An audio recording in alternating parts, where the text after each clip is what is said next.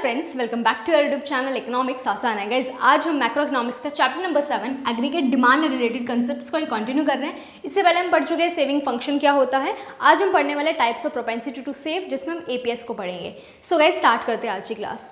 बात करें एपीएस की, एवरेज प्रोपेंसिटी टू सेव, कि कंज्यूमर जो है वो इनकम का कितना पार्ट सेव कर रहा है। तो एपीएस को किस तरीके से रिप्रेजेंट करेंगे?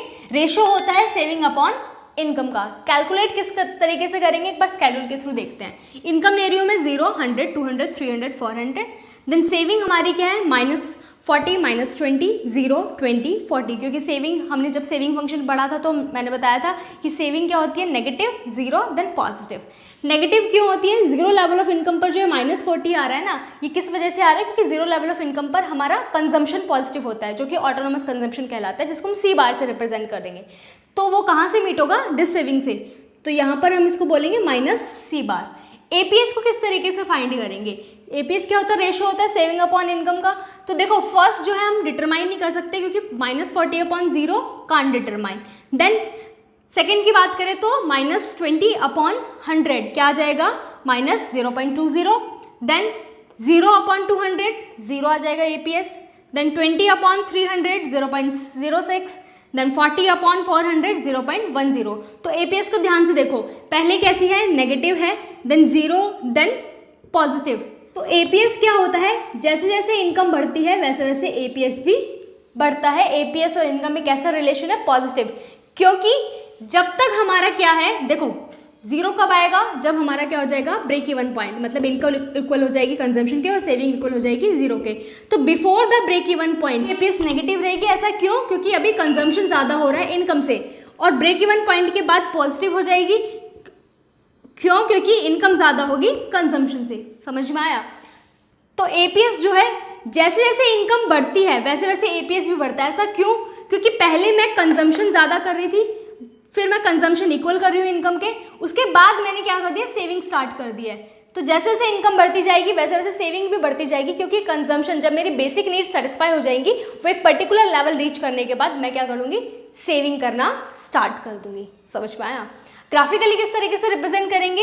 एक्स एक्स पे ले रही हूँ मैं इनकम इन रुपी करोर्स में, वाई एक्स पे ले रही हूँ सेविंग इन रुपी करोर्स में।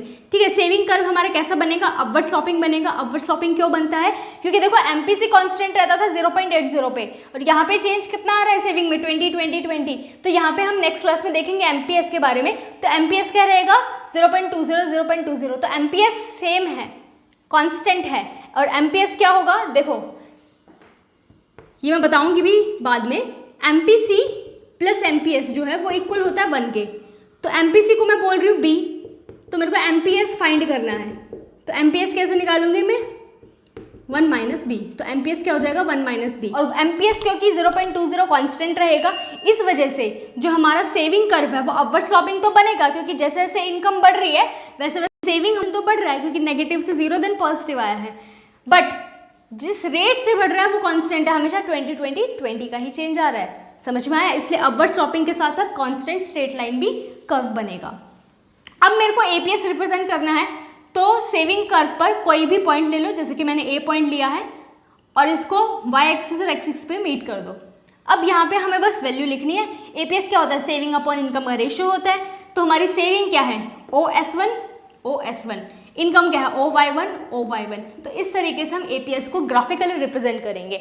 और ब्रेक इवन पॉइंट पे क्या होती है? हमारी सेविंग इक्वल होती है 0 के, क्योंकि इनकम इक्वल होता है कंजम्पशन के। और ब्रेक इवन पॉइंट से पहले हमारी क्या होगी? डिस सेविंग होगी, नेगेटिव में होगा हमारी सेविंग, और ब्रेक इवन पॉइंट के बाद हमारी सेविंग क्या हो जाएगी? पॉजिटिव हो जाएगी। तो जैसे जैसे इनकम बढ़ेगी वैसे वैसे एपीएस की वैल्यू भी बढ़ेगी। तो एपीएस कभी भी 1 नहीं होगा। एपीएस कभी भी 1 क्यों नहीं होगा? क्योंकि जितनी इनकम है उस सारी की सारी इनकम को हम सेव नहीं करेंगे, क्योंकि नीड भी तो सेटिस्फाई करनी है ना अपनी। तो income, even 0 level of income पर मैं जब कंजम्पशन कर रही हूँ तो सारी की सारी इनकम को सेव तो कर ही नहीं सकते ना। तो सारी की सारी इनकम कभी सेव होगी नहीं, तो S = Y कभी होगा नहीं, तो वैल्यू जो है 1 कभी आएगी नहीं। देन ग्रेटर देन 1 मतलब कि इनकम मेरी 100 है और मैं 120 रुपये कैसे सेव कर सकती हूँ? नहीं हो सकता। ठीक है, तो ना तो 1 होगी ना मोर देन 1 होगी। क्या होगी? नेगेटिव हो सकती है, 0 हो सकती है, और लेस देन 1 हो सकती है। नेगेटिव कब होगी? जब कंजम्पशन ज़्यादा है इनकम से, मतलब before the break even point, जैसे कि -0.20। देन 0 कब होगी?